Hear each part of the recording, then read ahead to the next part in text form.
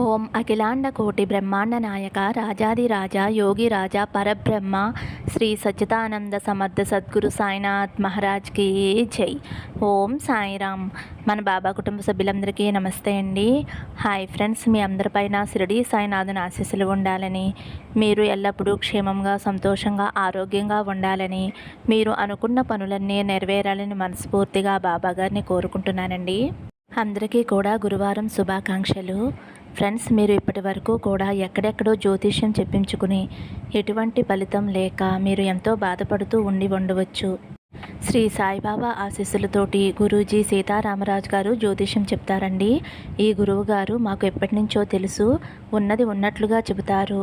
ఒక్కసారి గురువుగారిని కాంటాక్ట్ అవ్వండి. ఫోన్ నెంబర్ వచ్చేసి 9989794560.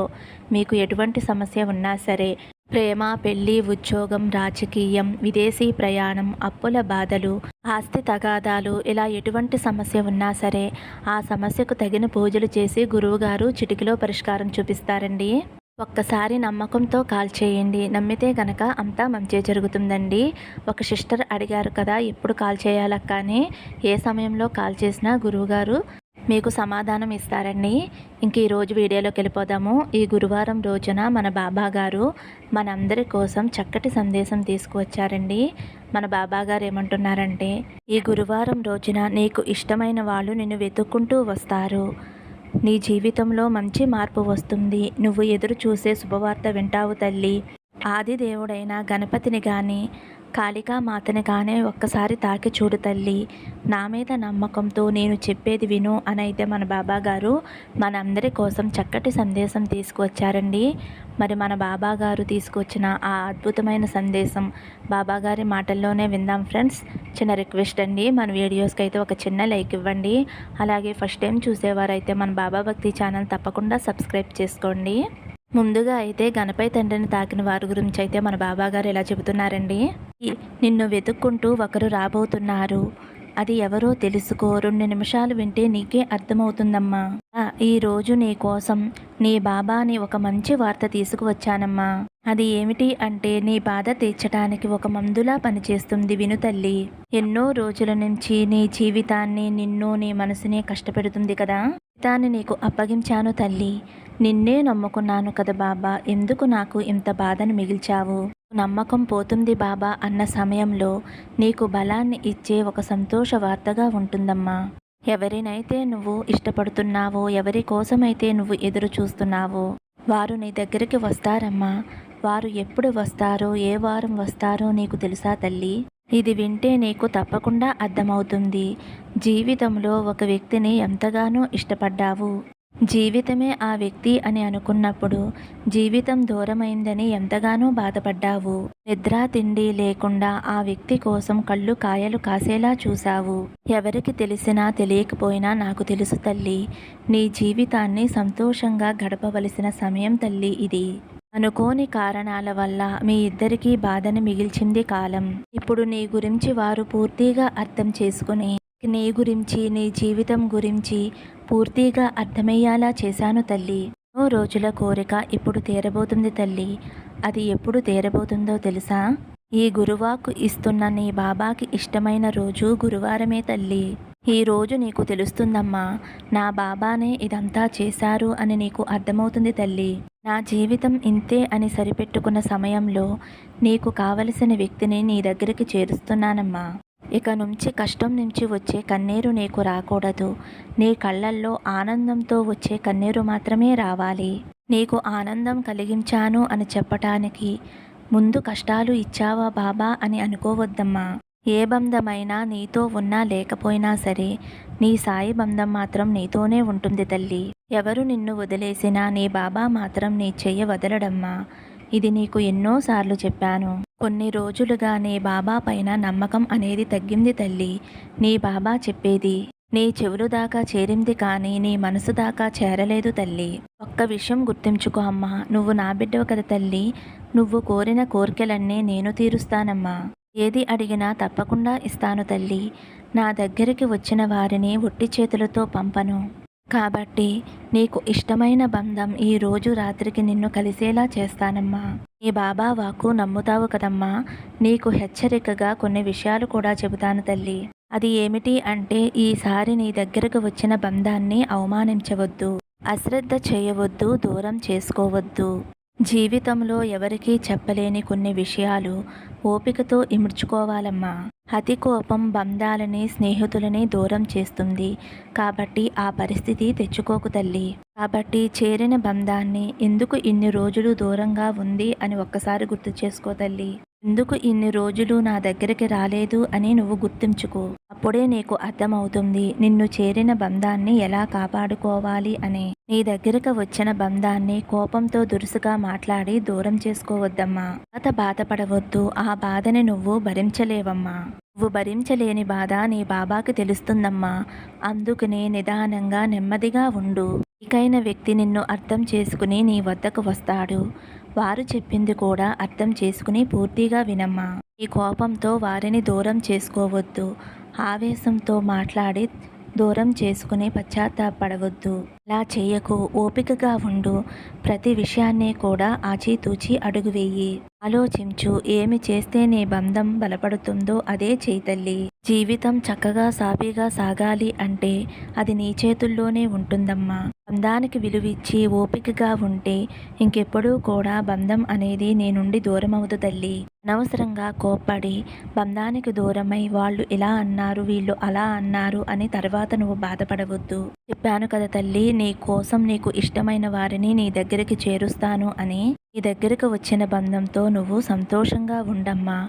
నీకు కోపం వచ్చినప్పుడు నిన్ను శాంతపరచడానికి నీ బాబా తండ్రి నీకు తోడుగా ఉంటాడు తల్లి. బాబా ఉండగా నీకు భయమెందుకమ్మా. సంతోషంగా ఉండు తల్లి. ఫ్రెండ్స్, గణపతి తండ్రిని తాకిన వారి గురించి అయితే మన బాబా గారు ఇలా చెబుతున్నారండి. ఇప్పుడు కాళీమాతను తాకిన నా బిడ్డ ఎవరైతే ఉన్నారో తల్లి, ఈ గురువారం రోజున ఊహించని అదృష్టం నీ తలుపు తట్టబోతుంది. అశ్రద్ధగా ఉండవద్దమ్మా. బిడ్డ, ఇప్పుడు నువ్వులా లేవు. నీలో ఏదో తెలియని బాధ దాగి ఉంది తల్లి. దిగులు నిన్ను నలిపివేస్తుంది కదా. వెంటనే మోసపోతున్నాను, ఇతరులు నిన్ను మోసం చేస్తున్నారు అని ఏదో తెలియని దిగులుతో బాధపడుతూ ఉన్నావమ్మా. నీ మనసు ఎవరినీ కూడా నమ్మకుండా ఉంది.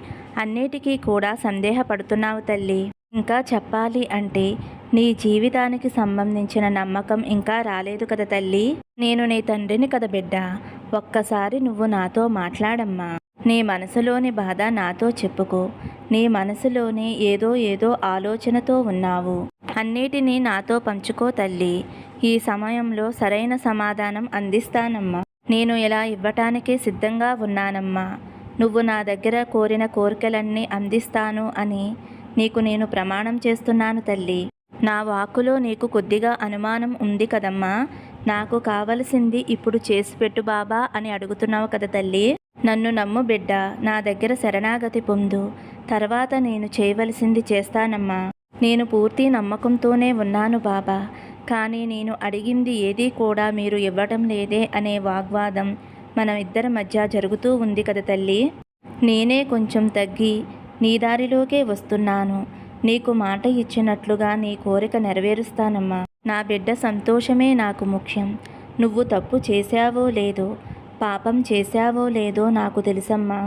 ఎవరైతే నా నామాన్ని తమ నోటి వెంట జపిస్తూ ఉంటారో, ఎవరైతే నా పాదాల దగ్గర శరణాగతి పొందుతూ ఉంటారో అప్పటి నుంచే నా ఒడిలో ఉన్నావు అని గుర్తించుకో అమ్మా. మనసులో ఉన్న వ్యతిరేక భావాన్ని తుడిచివేసి పరిశుద్ధమైన మనసుతో నిన్ను ఉంచుతాను తల్లి.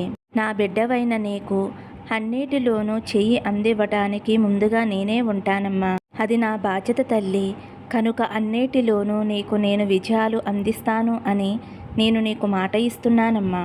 నేను నీకు ఇచ్చిన మాట ప్రకారం నీకోసం పనులు ఆరంభించాను తల్లి. కానీ నువ్వే వాటిని గమనించలేకపోతున్నావు. ఎందుకో తెలుసా? నీటిని కదపకుండా ఉన్నప్పుడు వాటిలోని మలినాలు కూడా కదలకుండా ఉంటాయి. తేటమైన నీళ్లు పైకి తేలుతాయి తల్లి. జీవితంలో సమస్యలు వచ్చినప్పుడు ప్రశాంతంగా ఉండాలి. అప్పుడే సమస్య అనే మలినాలు వాటంతట అవే పోతాయి తల్లి. కానీ నువ్వు మాత్రం నీ సమస్యను ఒక భూతంలా భూతద్దంలో చూసి భయపడిపోతున్నావమ్మా. అందువలన నీళ్లు తేట కాకుండా మలినంగానే ఉన్నాయి. సంతోషంగా ఉండు తల్లి అని నేను చెప్పినప్పుడు ఆనందంగానే ఉంటావు. కానీ నీ చుట్టూ ఉన్న బాధలు నిన్ను వలవేసి కమ్మేసి ఉంటున్నాయి తల్లి. ఎన్నో కష్టాలు వచ్చినా కన్నీళ్లు వచ్చినా దిగమింగుకునే ఉన్నావు కదా. అన్నీ నాకు తెలుసమ్మా. కాలమే నీ గాయానికి మందు తల్లి. నువ్వు బాధించబడ్డావో, ఎక్కడ నువ్వు వేధించబడ్డావో, ఎక్కడ నువ్వు పడిపోయావో, ఎక్కడ నువ్వు నీ గౌరవాన్ని కోల్పోయావో, తిరిగి అక్కడే నిన్ను 100 రెట్లు బలంగా కాలం నిన్ను నిలబెడుతుంది. కావలసింది బలమైన సంకల్పం తల్లి. ఎందుకంటే ఆ కాలమే సాయినాథుని అనుగ్రహం వలన కాబట్టి. అతి కొద్ది రోజులు మాత్రమే ఈ కష్టాన్ని నువ్వు కొంచెం తట్టుకో అమ్మా. కాలం చాలా శక్తివంతమైనది, బలమైనది. అన్నిటికీ కూడా బదులు ఇస్తుంది బిడ్డ. నీ కష్టం కనిపించకుండా పోయేలా చేస్తుంది ఈ కాలం. ఇప్పుడంతా నీ మనసులో పడే పోరాటం నాకు అర్థమవుతుందమ్మా. ఎంత నేను నీకు ధైర్యం చెబుతున్నా సరే నీ మనసు ఏదో కోల్పోయినట్లు ఉంటుంది తల్లి.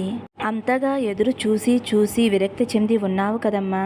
నీ తండ్రి నీ కోసం పని చేయటం నువ్వు చూస్తావు తల్లి.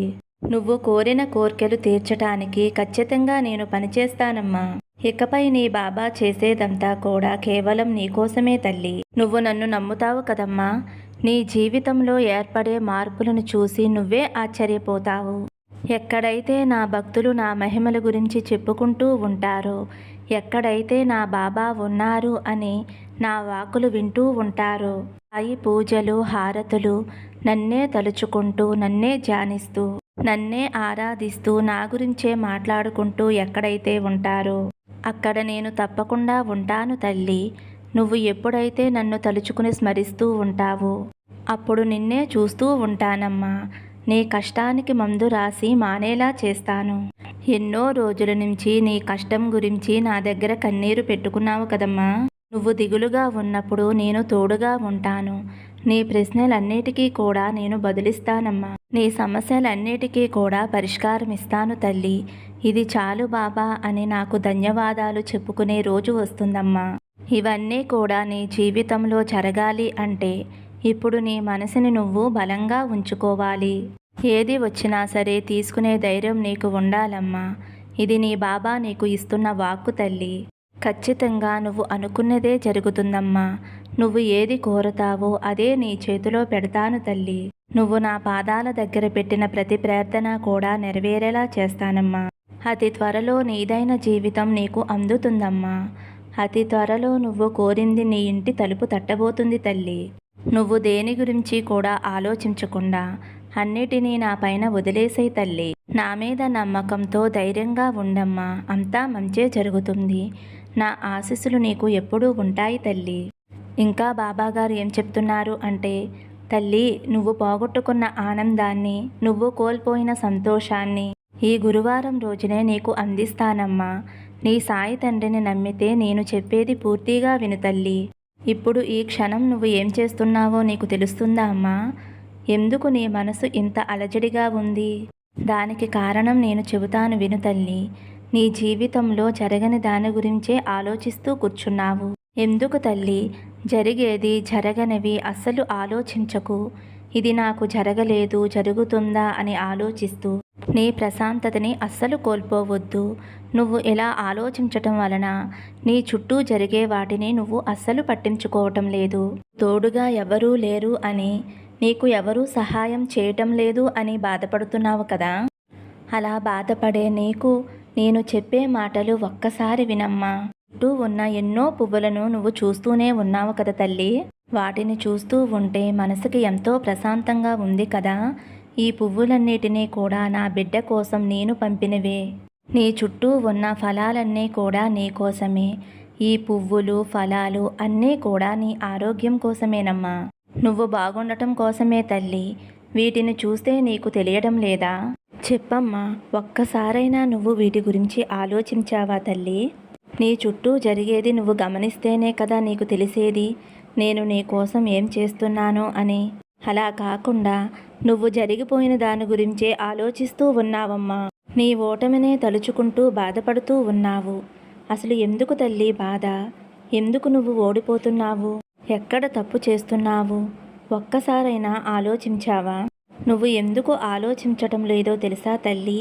నీకు ఈ లోకం అంటే భయం. భయమే నిన్ను ఓడిపోయేలా చేస్తుంది. ఇది జరుగుతుందా లేదా అని అనుకుంటూ ఉంటావు. అలా అనుకుంటూ కూర్చుంటే నీకు ఓటమి తప్ప విజయం ఎలా వస్తుంది చెప్పు తల్లి? నీకు ఎన్నోసార్లు నా వాక్కులు, నా సందేశాలు పంపినా కూడా నన్ను నమ్మడం లేదు ఎందుకు తల్లి? నీకు ఎప్పుడైనా భయం కలిగితే ఆ భయంతో ఇలా చెప్పు, నాకు తోడుగా నా సాయి తండ్రి ఉన్నారు. నాకెందుకు భయం అని చెప్పు తల్లి. వెంటనే నీ నుండి భయం దూరంగా వెళ్ళిపోతుంది. నీకు ఎప్పుడూ చెప్పేదే మళ్ళీ చెబుతున్నాను. భయం, దిగులు అస్సలు నీలో ఉంచుకోవద్దు. ఇవన్నీ కూడా నీ ఎదుగుదలని ఆపేస్తాయమ్మా. భయం ఎక్కువైతే ప్రశాంతతని కోల్పోతావు. ప్రశాంతత లేకపోతే సంతోషం పూర్తిగా దూరమవుతుంది. కాబట్టి కాలం అనేది చాలా విలువైనదమ్మా. జరిగిపోయిన దాని గురించే ఆలోచిస్తూ బాధపడుతూ కాలాన్ని అస్సలు వృధా చేసుకోవద్దు. నీకు మళ్ళీ మళ్ళీ చెబుతున్నానమ్మా. నువ్వు కోల్పోయిన ఆనందాన్ని, ప్రశాంతతని అన్నీ తిరిగిస్తాను. ఆ రోజు అతి త్వరలోనే రానుంది తల్లి. అందుకు తగ్గ పనులన్నీ నేను ఆరంభించేశాను. ఈ సాయి తండ్రి మీద నమ్మకంతో ఉండు. ఆ నమ్మకమే నిన్ను గెలిపిస్తుంది. ధైర్యంగా ఉండు తల్లి. నీకు అంతా మంచే జరుగుతుందమ్మా. కాళికామాతను తాకిన వారి గురించి అయితే మన బాబాగారు ఇలా చెబుతున్నారండి. ఈ రోజైతే మన బాబాగారు గణపయ్య తండ్రిని, కాళికామాతను తాకిన వారి గురించి అయితే మంచి గొప్ప సందేశం అందించారండి. ఈ అద్భుతమైన సందేశం మీ అందరికీ కూడా నచ్చింది అనుకుంటున్నాను ఫ్రెండ్స్. నచ్చితే కనుక ఒక చిన్న లైక్ ఇవ్వండి. అలాగే మన సాయి భక్తులకి కొంతమందికి షేర్ చేయండి. ఫస్ట్ టైం చూసేవారైతే మన బాబా భక్తి ఛానల్ తప్పకుండా సబ్స్క్రైబ్ చేసుకోండి. సర్వే జన సుఖినో భవంతు. సమస్తం సద్గురు సాయినాథార్పణమస్తు. శుభం భవతు. జై సాయిరామ్.